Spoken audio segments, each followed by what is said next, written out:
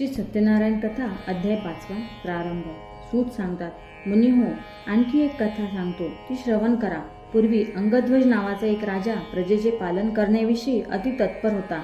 त्याने प्रसादाचा त्याग केल्यामुळे त्याला अति दुःख प्राप्त झाले। ते असे, तो राजा एकदा अरण्यातून सिंह, वाघ इत्यादी प्राण्यांना मारून वडाच्या झाडाजवळ आला।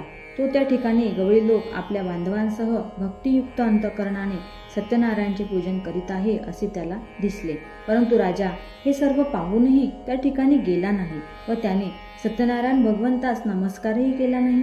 तरी सुद्धा गवळी लोकांनी सत्यनारायणाचा प्रसाद राजापुढे आणून ठेवला व नंतर भक्तिभावाने सर्व गोप बांधवांनी प्रसाद भक्षण केला व आनंदी झाले। राजा मात्र प्रसादाच्या त्यागामुळे अत्यंत दुःखी झाला।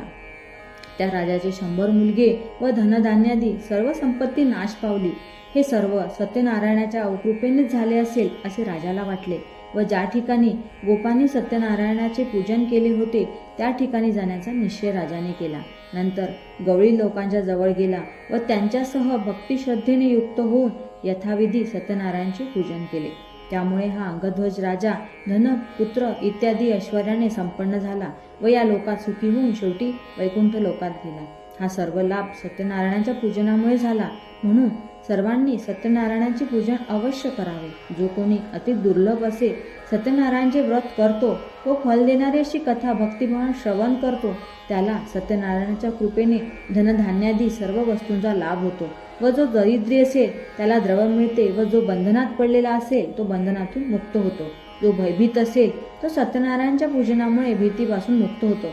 इच्छित संपूर्ण ऐश्वर्य या लोकी भोगून अंती सत्यनारायणाच्या नगरात जातो। ऋषी हो, जे हे व्रत केले असतात मनुष्य सर्व दुःखातून मुक्त होतो ते हे सत्यनारायणाचे व्रत तुम्हाला सांगितले। विशेषत्वे करून कलियुगात सत्यनारायणाची पूजा फल देणारी आहे। या देवाला कोणी काल, कोणी ईश, कोणी सत्यदेव व कोणी सत्यनारायण असे म्हणतात। नाना रूपे धारण करून सर्व भक्तांच्या इच्छा पूर्ण करणारा असा भगवान कलियुगात सत्यनारायण व्रतरूपी होईल।